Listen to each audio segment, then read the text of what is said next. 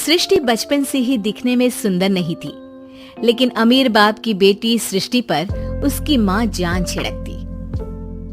मेरी बेटी कितनी प्यारी है, भगवान सबको सृष्टि जैसी बेटी दे। सृष्टि धीरे धीरे बड़ी होती है।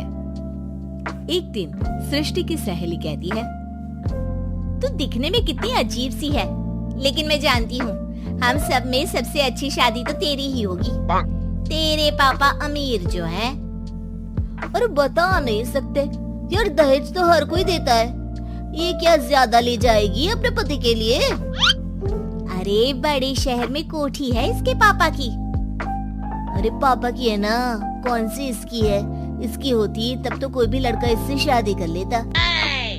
अरे पापा की मतलब पापा की है तो मेरी ही है ना? किसने कहा? अब तेरी तो तब होगी ना जब तेरा भाई ना हो। वैसे भी शादी के बाद सारी प्रॉपर्टी भाई के नाम होती है। सृष्टि समझ जाती है कि उसे किसी भी हालत में माँ बाप की सारी प्रॉपर्टी को अपने नाम करना है, लेकिन कैसे? एक दिन सृष्टि का भाई शीनू कहता है, बहन क्या कर रही है? तुझसे एक बात करनी है। अरे हाँ करना, मैं तो तेरी बहन हूँ। बहन मेरी लाइफ में ना एक लड़की है, बहुत अच्छी है। मैं सोच रहा हूँ माँ और पापा से बात करूँ शादी के लिए। सृष्टि को समझ में आ जाता है कि भाई की शादी होते ही भाभी उसे एक दिन भी घर में बर्दाश्त नहीं करेगी। क्या बात है भाई, बताना कौन है वो? यार वो बहुत अच्छी लड़की है, पढ़ी लिखी है, मेरे साथ जॉब भी करती है। बस एक प्रॉब्लम है। प्रॉब्लम? क्या प्रॉब्लम है भाई?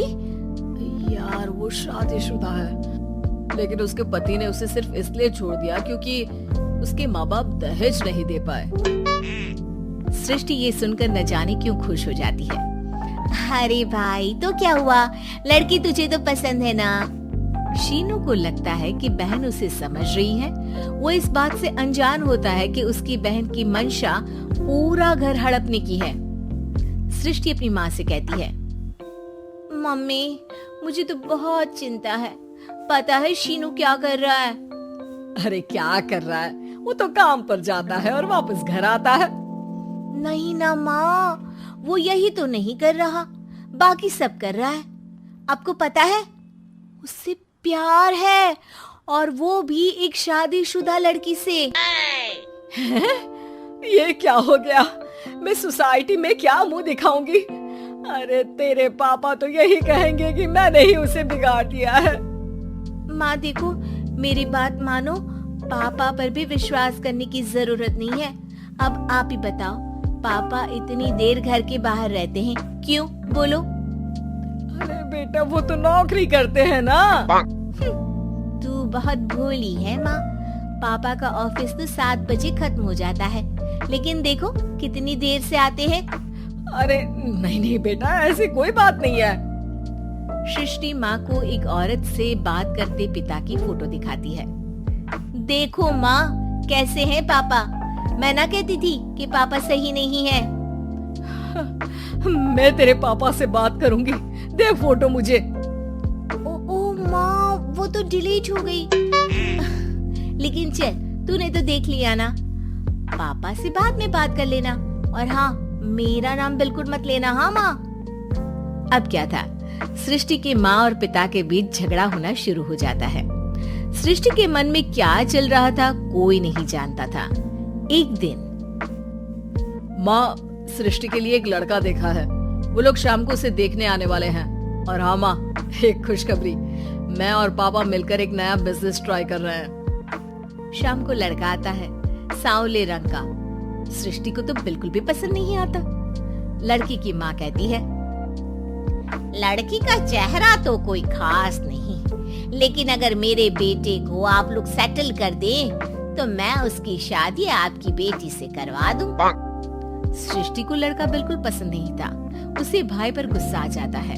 लड़के वालों के जाने के बाद कहती है, माँ देखा शीनू मेरे लिए कैसा लड़का लेकर आया, न दिखाने लायक न सुनने लायक, सेटल भी नहीं, वो भी हम करे। अरे माँ, मैं जानती हूँ ये मेरी शादी किसी भी घर में क्यों करवाना चाहता है। अरे कैसी बात कर रही है बहन, तूने तो देखा ना, लड़के को मैंने ही मना कर दिया तुझसे शादी के लिए। जिसने लड़का बताया था उसने उसकी बहुत तारीफ की थी।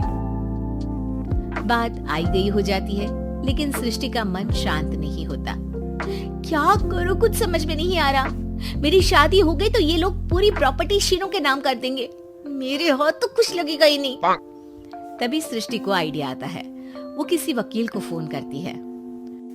जी देखिए, अगर आपके मम्मी पापा का तलाक हो जाता है तो आपके पिता की आधी प्रॉपर्टी आपकी माँ के नाम हो जाएगी, फिर उसे वो किसी को भी दे सकती है। सृष्टि अब माँ को बेटे के खिलाफ भरती है। माँ, शीनू पर नजर रखा करो, वो जिस लड़की के प्यार में है ना, वो शादीशुदा है।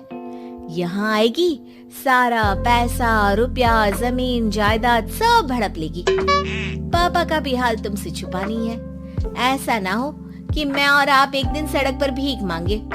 हे भगवान, मैं तो जीते जी मर जाऊंगी अगर ऐसा हो गया तो। ऐसा हो गया नहीं माँ, ऐसा ही होगा। अभी समय है, आगे का सोच लो। मैं तो कहती हूँ पापा से आधी प्रॉपर्टी लेकर अलग हो जाओ। पापा की आधी प्रॉपर्टी भी हम लोगों को अगर मिल जाती है ना, तो अगले 7 जन्म सफल समझो। बेचारी माँ बेटी के कहने पर पति से तलाक लेकर अलग हो जाती है। सृष्टि अब पैसों से गाड़ी और अपने दूसरे महंगे शौक पूरे करने लगी। उसके दोस्त भी उसके पैसे इस्तेमाल करते। सृष्टि, कल तुम कहाँ थी? मैं सारा दिन घर पर अकेली थी। तो मैं क्या करूं? मैंने ठेका तो नहीं लिया है ना तुम्हें संभालने का। माँ को सृष्टि से ये उम्मीद नहीं थी। वो बैठकर रोने लगती है। वहीं उसका पति यानी कि सृष्टि के पिता आ जाते हैं। मैं जानता था कि तुम्हारा यही हाल होगा, तो आपने मुझे रोका क्यों नहीं? मैं रोकता तो तुम रुकती क्या? सृष्टि के कहने पर तुमने मुझ पर अपने बेटे पर शक किया, लेकिन तुम ये भूल गई कि कैसे हम दोनों ने मिलकर जीवन में इतना सब खड़ा किया। माँ पति के गले लग जाती है। मुझे माफ कर दीजिए, मैंने आपकी कमाई का एक बड़ा हिस्सा गवा दिया। कोई बात नहीं, तुम साथ हो तो मैं ऐसी 7 प्रॉपर्टी खड़ी कर दूंगा। तभी वहाँ सृष्टि आ जाती है रोते हुए। माँ, मयंक ने मुझे छोड़ दिया। वो बोल रहा था जब तक मेरे पास पैसे थे तब तक ही वो मेरे साथ था। पापा, माँ, मुझे माफ कर दीजिए।